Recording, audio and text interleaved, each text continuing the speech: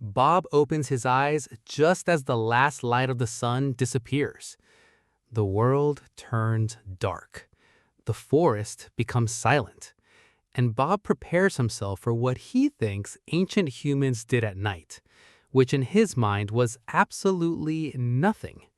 He assumes they curled up in caves, closed their eyes, and slept for 12 hours until sunrise, because in his modern brain, ancient life was simple: wake, hunt, sleep, repeat.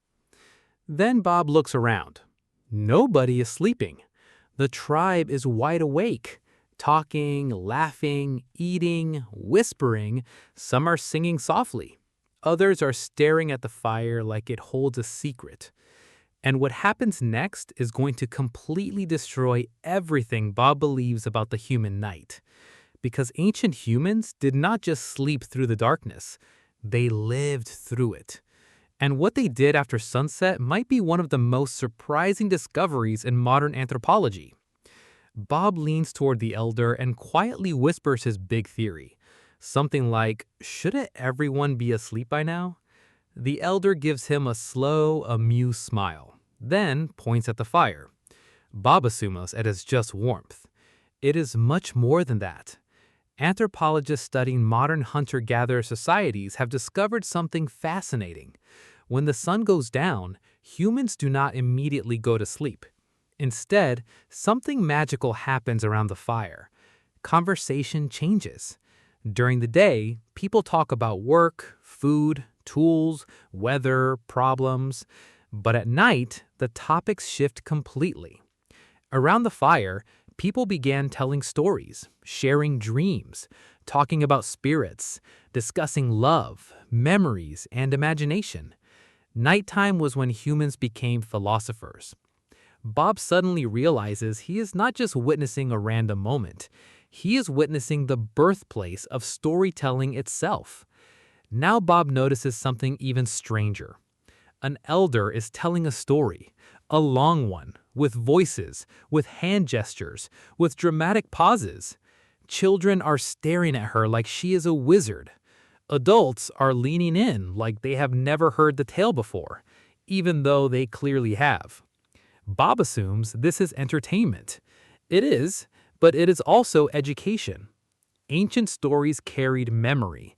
They passed down survival lessons, warnings about dangerous animals, tribal history, moral rules, and even maps hidden inside myths.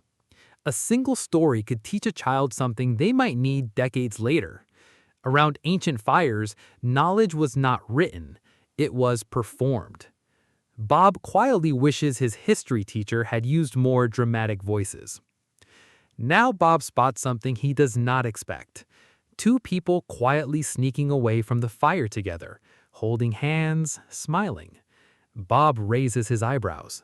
Nighttime, it turns out, has always been the time humans grew closer, emotionally, romantically, spiritually.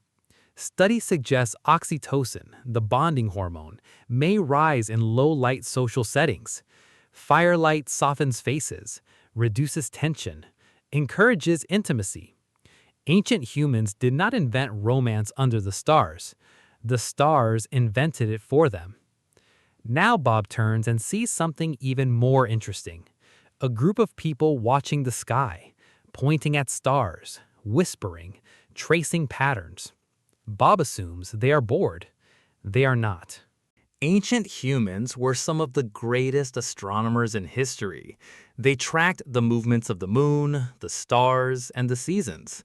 They recognized constellations thousands of years before telescopes existed. Many cultures believed the sky was a map, a calendar, and a story all at once. Long before science, the night sky was humanity's first classroom. Bob looks up and realizes something humbling. Modern people rarely look at the stars anymore, but every ancient human knew them by heart. Now the elder taps Bob's shoulder and points to something even stranger. A small group sitting silently, eyes closed, breathing slowly, almost meditating. Bob assumes they are falling asleep. They are not. Anthropologists have found that many ancient cultures practiced trance-like states long before religion, medicine, or philosophy existed. Rhythmic breathing, chanting, drumming, staring into fire. These simple practices may have helped humans reduce stress, process emotions, and even bond with each other. The oldest form of mindfulness may be older than agriculture. Bob suddenly feels like he needs to try it. Then he almost falls over trying to sit still. Now, here is where things get truly surprising. Historical evidence suggests that in many pre-industrial societies, humans did not sleep in one long block like modern people do. They slept in two parts. First sleep began after dark. People woke up around midnight for 1 or 2 hours. During this quiet time, they talked, prayed, meditated, worked on simple tasks, or spent time with loved ones. Then they returned to sleep until sunrise. This is called biphasic sleep. Some researchers believe it may be the natural human sleep pattern, and that our modern 8-hour block is a fairly recent invention created by industrial life. Bob suddenly understands why he sometimes wakes up at 3 a.m. staring at the ceiling. His body is not broken. His body is ancient. Now Bob thinks about modern nights. Bright screens, constant scrolling, Netflix binges, loneliness, insomnia, anxiety at 2 a.m.